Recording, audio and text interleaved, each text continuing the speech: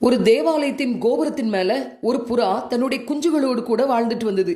ஒரு நாள் அந்த ஆலயத்தின் ஆலய பிரதிஷ்டை பண்டிகை வந்ததுனால அந்த கோபுரத்தை விட்டு தன்னுடைய குஞ்சுகளோடு கூட வெளியேறி பக்கத்தில் இருந்த ஒரு பழமையான இந்து கோயில் கோபுரத்தில் வந்து தன்னுடைய குஞ்சுகளோடு கூட தங்கியிருந்தது. அந்த கோயில்லையும் கொடை விழா வந்த உடனே அந்த கோயிலை பெயிண்ட் அடிக்கும் பணி நடந்ததுனால அந்த கோயிலை விட்டு வெளியேறி கொஞ்ச தூரம் பறந்து போய் ஒரு மசூதியை பார்த்து அந்த மசூதியின் மாடத்தில் போய் தங்கியிருந்தது. அந்த மசூதியின் மேல் பகுதியை செப்பனிடணும்னு சொல்லி அந்த தர்கா முடிவு பண்ணதுனால தன்னுடைய குஞ்சுகளை கூட்டிட்டு அங்கிருந்தும் வெளியேறிட்டு திடீரென ஒரே கூச்சல் குழப்பம். என்னன்னு தெரியாத அந்த புறா குஞ்சுகள் தாயிட்ட இது பற்றி கேட்க, அது ஒன்றும் இல்லை, இந்த மனுஷங்க தங்களுடைய மதத்தின் பெயரால் ஒருத்தருக்கு ஒருத்தர் இப்படி தான் அடிக்கடி சண்டை போட்டுக்கிடுவாங்க.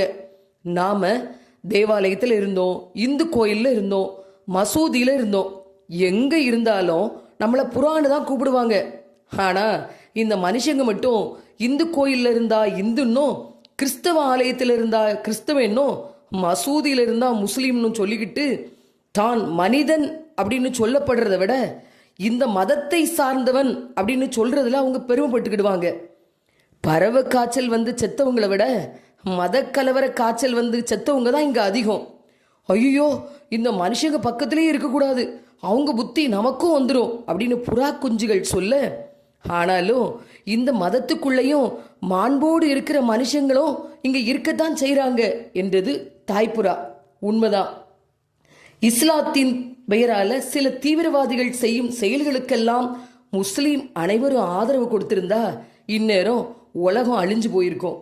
இந்துத்துவா என்ற பெயரால சிலர் போடுற ஆட்டங்களுக்கு இந்துக்கள் அனைவரும் ஆதரவு கொடுத்திருந்தா இந்தியா பீஸா போயிருக்கும்.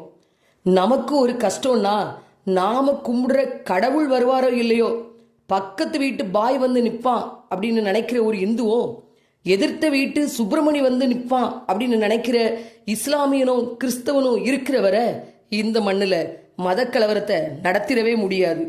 கடவுளை விட என் கண் முன்னால் தெரிகிற சக மனிதன் தான் முக்கியம் அப்படின்னு நினைக்கிற மக்கள் இருக்கிற மண் இந்த மண். எனவே மதங்கள் இனி மெல்ல சாகட்டும், மனிதம் மட்டுமே இங்கு மலரட்டும். வாழ்த்துக்கள் நண்பர்களே, இனி எல்லாம் சுகமே.